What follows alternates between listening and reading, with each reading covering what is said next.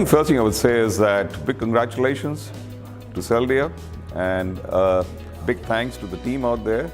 I think what they've done is a fabulous job in the 50 years, build up the relationships with the EU institutions, make sure that the direct selling industry is really respected, and explaining to them what is the true potential, because it certainly helps a lot for the entire society. So I think they've done a fabulous job in the 50 years in establishing that relationship with the EU institutions.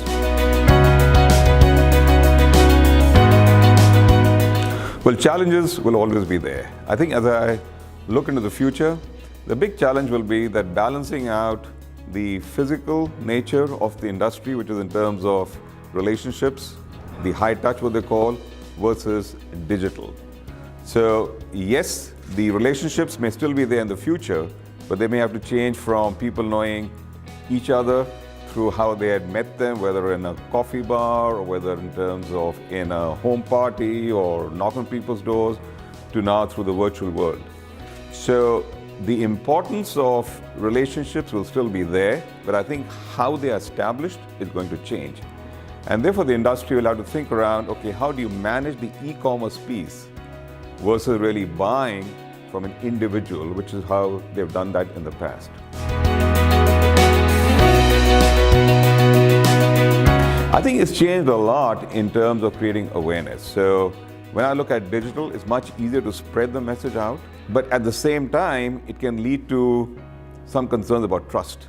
Because when you meet someone physically, I think the chances of establishing that trust is probably higher. When you meet someone through the digital world, it's probably less. But if you talk to Gen Y and Gen Z, they may feel differently. So I think you'll have to see moving forward, because this entire industry is built on trust. And how do you maintain that trust and build on that trust to the virtual world?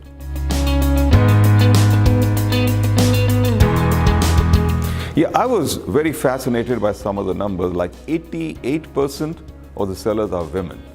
And that I think speaks a lot in terms of where the future can go. Then around 78% of the sellers still like what they do. So it's really coming from the heart. 80% of the people in the industry are there because of the product. So yes, while we talk a relationship, but I think the importance of the product that really stands out. So I think those were some 2 or 3 highlights for me in the survey.